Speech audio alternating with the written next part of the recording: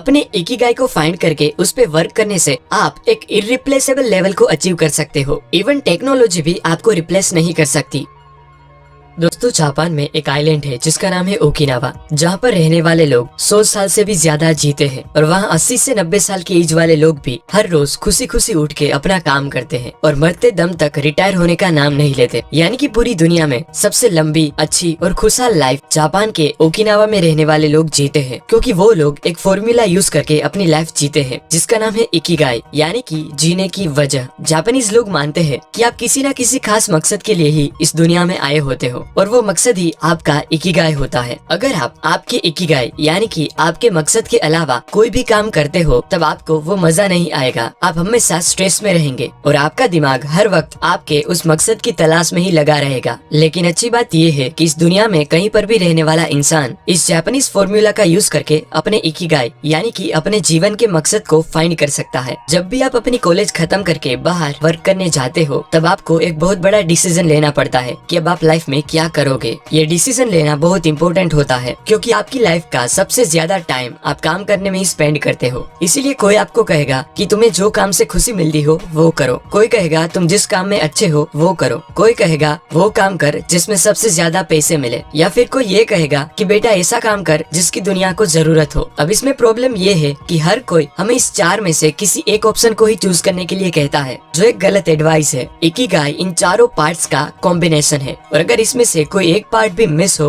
तो आपकी लाइफ में क्या प्रॉब्लम्स आ सकती है वो हम एक डायग्राम की मदद से समझेंगे। पहला सर्कल है व्हाट यू लव, इसमें वो सारी चीजें आती है जो आपको करना पसंद है। दूसरा सर्कल है what you are good at, इसमें वो सारी चीजें आती है जो काम आप अच्छी तरह से कर सकते हो। थर्ड है what you can be paid for, इसमें वो सारी चीजें आती है जिसमें आपके काम के बदले में आपको पैसे मिले। एंड लास्ट फोर्थ सर्कल है व्हाट द वर्ल्ड नीड्स, इसमें वो चीजें आती है जिसकी दुनिया को जरूरत है। अब देखो, फर्स्ट और सेकंड सर्कल के कॉम्बिनेशन से आपको आपका पैशन मिलेगा, यानी कि जो चीज करना आपको पसंद है और उसमें आप अच्छे भी हो तो वो काम होगा आपका पैशन। एग्जाम्पल, नई चीजें सीखना और प्रोग्रामिंग करना आपको पसंद है और उस काम में आप काफी अच्छे भी हो तो यूजफुल नॉलेज पाके प्रोग्रामिंग करना आपका पैशन हुआ। फिर सेकंड और थर्ड सर्कल के इंटरसेक्शन से आपको आपका प्रोफेशन मिलेगा, यानी कि जिस चीज में आप अच्छे हो और उसके बदले में आपको पैसे भी मिलेंगे तो वो काम बन जाएगा आपका प्रोफेशन। एग्जाम्पल, कुछ नया सीख के आपने एक ऐप बनाई जिससे आपको थोड़े बहुत पैसे भी मिलने लगे तो अब वो काम हो गया आपका प्रोफेशन।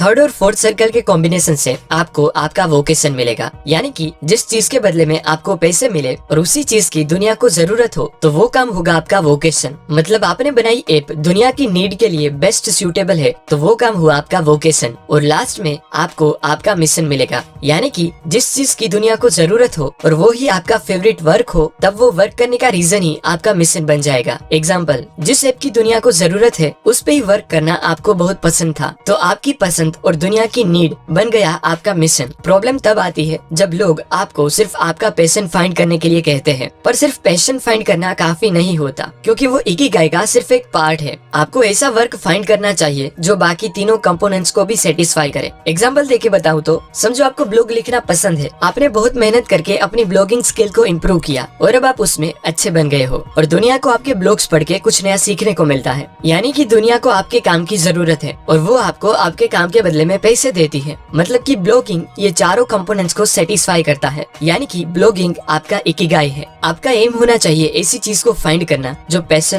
प्रोफेशन, वोकेशन और मिशन इन चारों कंपोनेंट्स को सेटिस्फाई करे और इस चारों कंपोनेंट्स के बीच में ही आपको आपका इकिगाई मिलेगा, यानी कि वो काम मिलेगा जिससे आप पसंद करो, जिसमें आप अच्छे भी हो, जिससे आपको पैसे मिले और उस काम की दुनिया को जरूरत भी हो। और जब ये चारों चीजें सेटिस्फाई होगी तभी आप एक लंबी और बिना स्ट्रेस वाली सफल जिंदगी जी पाएंगे। एग्जाम्पल देके बताऊं तो सचिन को क्रिकेट खेलना पसंद है, उसमें वो प्रैक्टिस करके अच्छे बने। क्रिकेट खेलने से उनको पैसे भी मिलते हैं और लोगों को उनकी बैटिंग बहुत पसंद है, यानी कि दुनिया को उनकी जरूरत है। सचिन के लिए क्रिकेट इन चारों कंपोनेंट्स को सेटिस्फाई करता है, मतलब क्रिकेट सचिन का इकिगाई है। आप जितने भी पॉपुलर पर्सनालिटीज को जानते हो उन्होंने अपने इकिगाई को फाइंड कर लिया होता है और उसकी वजह से ही वो इतने आगे होते हैं। इकिगाई को फाइंड करना बहुत इंपॉर्टेंट होता है, क्योंकि उससे आप अपने काम में फ्लो स्टेट अचीव कर सकते हो। फ्लो स्टेट मतलब अपने काम में इतना डूब जाना कि दूसरी कोई भी चीज मैटर ना करे, और वो फ्लो स्टेट ही एक्सपर्ट्स, आर्टिस्ट और जीनियस पर्सनालिटीज का पावर होता है। अपने इकिगाई को फाइंड करके करके उस पे वर्क करने की वजह से ही एप्पल के फाउंडर स्टीव जॉब्स को जापान के आर्टिस्ट और इंजीनियर्स बहुत पसंद थे। जब स्टीव जॉब्स ने 1980s में जापान में सोनी फैक्ट्री को विजिट किया तब उन्होंने उनसे कई सारी नई चीजें सीखी और अपनी कंपनी में इम्प्लीमेंट भी करी। इवन स्टीव जॉब्स को डेली यूनिफॉर्म पहनने का आइडिया भी वहीं से मिला था। वर्ल्ड के पॉपुलर एनिमेशन स्टूडियो में से एक जापान के स्टूडियो गिबली के फाउंडर एंड एनिमेटर हायाओ मियाजाकी अपने वर्क में इतने इन्वॉल्व हो जाते हैं कि संडे और नेशनल हॉलीडेज के दिनों में भी वो स्टूडियो पे ही वर्क कर रहे होते हैं। और आज 79 इयर्स की एज होने के बावजूद भी वो कभी अपने काम से थकते नहीं, क्योंकि उन्होंने अपने इकिगाई को फाइंड कर लिया है और वो उस पे ही वर्क करते हैं। जापानीज शेफ जीरो ओनो आज 94 इयर्स की एज होने के बावजूद भी वर्ल्ड की बेस्ट सुशी डिश बनाते हैं, क्योंकि सुशी बनाना उनका इकिगाई है। अपने इकिगाई को फाइंड करके उस पे वर्क करने से आप एक इररिप्लेसेबल लेवल को अचीव कर सकते हो। इवन टेक्नोलॉजी भी आपको रिप्लेस नहीं कर सकती, जिसका बेस्ट एग्जांपल है मार्क कोट, जो रोल्स रॉयस के एकमात्र कोच लाइन पेंटर हैं, जो वर्ल्ड की एक्सपेंसिव कार्स में से एक यानी कि रोल्स रॉयस पे अपने हाथों से लाइन ड्रॉ करते हैं, जो बहुत ही रेयर स्किल है और उनको आज तक कोई नहीं रिप्लेस कर पाया। आपको अचानक से अपना इकिगाई नहीं मिलेगा, आपका इंट्यूशन यानी कि आपके अंदर की आवाज और क्यूरियोसिटी ही आपको आपका इकिगाई फाइंड करने में हेल्प करेगी। उसके लिए आपको अलग अलग चीजें ट्राई करनी पड़ेगी और क्वेश्चंस पूछ के अपने आप को जानना पड़ेगा। और जब भी आपको अपना इकिगाई मिलेगा तब आपको ऑटोमेटिकली पता चल जाएगा कि हाँ, बस इसी चीज की मुझे तलाश थी। ये सभी बातें मैंने हेक्टर गार्सिया एंड फ्रांसिस मिराल्स की बुक इकिगाई से सीखी है। इस बुक में ओकिनावा के लोगों के बारे में और भी कई अमेजिंग बातें लिखी हैं जो आपको अच्छी लगेगी। अगर आप ये बुक रीड करना चाहते हो तो उसका लिंक आपको डिस्क्रिप्शन में मिल जाएगा। और अगर आपके पास ऐसी ढेर सारी ऑसम बुक्स रीड करने का टाइम ना हो तो ऐसे बुक समरी वीडियोस देखते रहिए।